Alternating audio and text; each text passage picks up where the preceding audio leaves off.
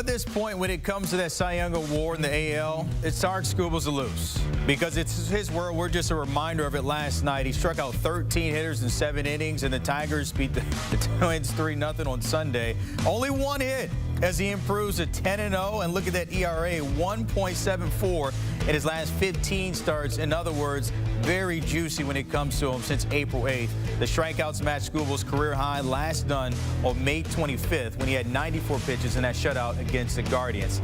Take a look at the power rankings. We had some movements here. Yes, the Dodgers moving up to 1. When it comes to the Tigers, they moved down to number 2. Not too far of a drop-off, but only to number 2. At number 3, the Astros, they went 5-1 in a week against the Phillies and Cubs. And speaking of Philly and Chicago, they round out the top 5 at 4 and 5 in those spots. All right, let's get into it. Get on the same page, my guys. Matt Snyder and Julian McWilliams tapping in. And, Matt, I'll start with you and the Tigers here, sitting at number 2. But right now they're on pace for 100 wins. What have you seen from them so far to build up to this momentum?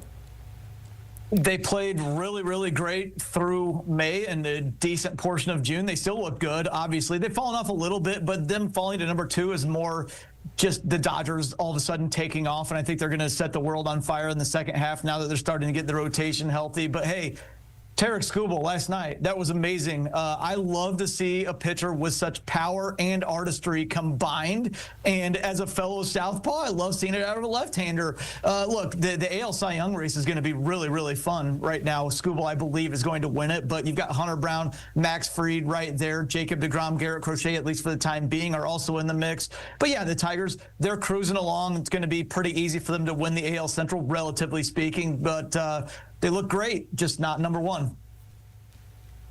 Yeah, I've been impressed with obviously Skubal, but also the addition of Gleyber Torres and just how he's found a resurgence there in the middle of that lineup. And he's probably primed to make, I think, what will be his 3rd All-Star game. He's a guy that's always been talented for me. Obviously, his last year with the Yankees didn't go as well as he probably wanted it to, but you always knew the player was there. And then another guy that's on my list is Roddy Green. 24 years old, 18 homers, 297 batting average. That's tough to do. And I don't know if he's going to be able to do that because he has that long, scoopy swing, but it seems to work for him, and he's been able to put the bat on the ball, and good for him because he's a dynamic player, and I just look for this team to be a force in the playoffs. You see there, of course, when it comes to Skubal, the favorite, minus 200. Garrett Crochet right behind him at 5-1, and Hunter Brown when it comes to the top 3 there. I want to get to the Astros because leading the way with the West there, 6.5 games. That's all because of that great finish in June, what we've seen here, Julian. But how do they carry this into July? I think the Astros, they are the pitching team. When you talk about pitching infrastructure, I think they are the epitome of that. I think when you have guys like Hunter Brown, all of a sudden you have guys like Jose Altuve saying, hey, I'm willing to play the outfield and give us the guys some time to develop at second base. I think the additions of what they've done at third base, even look, they lost Kyle Tucker, they lost Alex Bregman, and how they keep that going, they're the Astros, right? I don't necessarily think that division is necessarily that tough, but I think what they've shown in the past is that they can win in all ways, and Jeremy Pena, He's been a revelation for me because I didn't know if he's going to be able to hit like that, right? You always knew about the glove, but you didn't necessarily know he's going to hit the way he's been able to hit. Now he's a guy, all of a sudden he switches over to Boris. He's talking about a contract extension with those guys. So I think if you're looking into the next month, I think you just have to continue to do what they're doing. Pitch, timely hitting, and defense, and I think that's ultimately what carries them over. Speaking of Pena here, Matt, because he's heading for the 10-day IL with that fractured rib there, so obviously they will have him missing, but thoughts on what they would be missing with him and how they carry without him?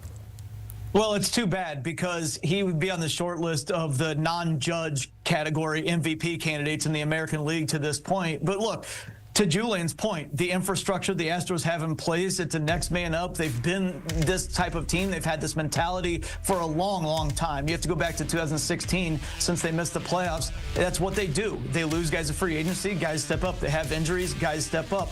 The best teams just win series. You know, winning streaks are fun. Sweeping teams is great fun. But the best teams just go out and win series. And May 19th or 21st in Tampa Bay, that was the last time the Astros lost a series, and that was the only series they've lost since the first week of May. They just go out, they get it done. They didn't have Pena against the Cubs. They won 2 of 3 in that series again. They just go out, they win series. And keep in mind, the rotation is getting healthier because in the second half of the season, they're going to get back Spencer Arrighetti, Luis Garcia, maybe JP France, maybe Christian Javier coming off Tommy John surgery there. So they have reinforcements coming without even needing the trade deadline to do so. So the Astros are sitting pretty there when it comes to the power rankings. The Mets are not. They're down 2 spots at number 9, taking a dip, and rightfully so. They're outscored 30-4 in those 3 games against the Pirates. But bigger than that, they've now lost 13 of 16 here, Julian, in the month. Like, is it time to sit up here and press this panic button, or is it just still too early and relax?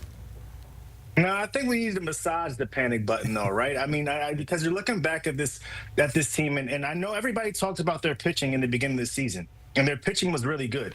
But what wasn't talked about was they were sort of running into a little bit of luck, right? So if you looked at the ERA and everything like that, fine, that works well.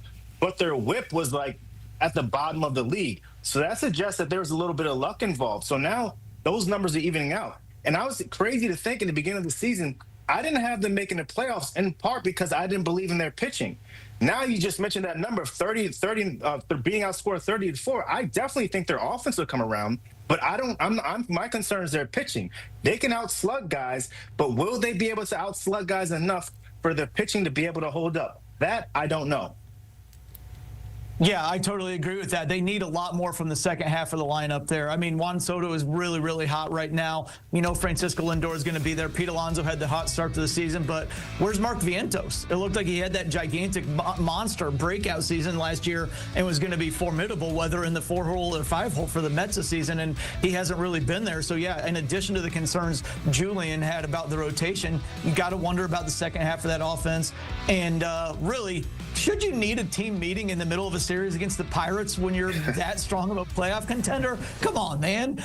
Look, the good news for the Mets is the Marlins aren't very good, even though they're hot right now. The Nationals are not having a breakout season, which might have looked possible at the start of the year. And the Braves got off to such a bad start, they probably buried themselves. So they can nestle into second place in the East. And the Phillies haven't really even separated themselves. It's only a game and a half at the top. So if you're the Mets, you can say, this is the worst we're going to play all year. And we're still in a wild card spot, and we're still only a game and a half out in the NL East. Let's get things together. Let's start playing like we know we can. All right, so Tom will hold everything when it comes to that there. When it comes to the Giants here, Matt, though, everything since getting Devers has been like radio silent for San Francisco. They were swept at home by the Marlins, who you just mentioned there, and they lost 2 of 3 to the White Sox. What's the deal? What are we seeing with the Giants? Well, they need a lot more offensively. I suppose you could say the good news, even though there's very little to come by right now, is Matt Chapman, who is injured, got that splint off his wrist over the weekend. He's going to start working his way back from injury. He's not a high average guy, but he brings a lot of power to the middle of the lineup there. So that will help matters, but they still need a lot more from Willy Adames offensively. Jung-Hoo Lee was great at the start of the year. 082 with a 163 slugging in his last 14 games. They need a lot out of him, so they're going to need Chapman to come back, more from Adames, more from Lee, probably more from Mike Yastrzemski as well, and, yeah, a little more from Rafael Devers, even though he's the new guy. They just need to hit a lot more. Yeah, to follow up on that point, they definitely do need to hit about a lot more. And then, look, I was surprised by Willy Adames' numbers when I came into it because he's never been a high average guy, right? But he's been a guy that's been able to slug. And I think for the most part, you really haven't seen that. But he's not this bad, right, in terms of his batting average and all that. But look, I covered Rafael Devers for parts of 6-7 seasons. And the one thing he's going to do, he's going to hit, right? You just have to give him a little bit of time to settle in. He's sort of a vibes guy in terms of, you know, getting his feet wet, getting acclimated, getting used to everything. But if there's one thing that guy's going to do, he's going to hit. He's going to hit. He might not take a glove and play first base. He might just want to DH sometimes. But the one thing he's going to do, he's going to hit. So I'm not concerned about him, but it's the rest of the offense that concerns me. I think they've always been a team that has relied on, or an organization for that point, has relied on pitching for the most part. And I think Devers is sort of that bat that gives them that balance. But I still think they just need another bat in the middle of that order to help them round things out. I don't know where that comes from, but I think at the very least, they will pitch, they will play defense, and the bats ultimately will come around, and I think they'll be in one of those wild card spots. All right, so we can wait on the Giants. Good things should come at some point. For the Marlins, though, look at the rankings. We couldn't really see them because they're in the bottom half. They're 24 in the rankings. But as you mentioned here, Matt, they are on a 7-game heater. It may not be something that we'll see in the future, but there they are, sitting at 24, one spot up from 25. Your thoughts on if they can keep this up? Yeah, good for them. The amazing thing to me is 19 teams in the league this year have not had a 7-game winning streak, but the Miami Marlins, of all teams, are in the group who has had a 7-game winning streak. So good for them. And my other big takeaway is they're only a half game behind the Braves. So if anybody's getting all excited about, oh, no, the Braves can get hot, they can still jump into the mix. Dude, they're only a half game up on the Marlins. Come on. But look, again, don't want to rein too much in on the Marlins parade, and I am sorry for throwing that stray their way earlier, but yeah, good for them right now. Don't back up now. They're a contender. Yeah, well, I'm going to throw a little bit of salt on their wound. Their answer for me is no, because they're going to be selling off everything they have, probably the stadium, if I would.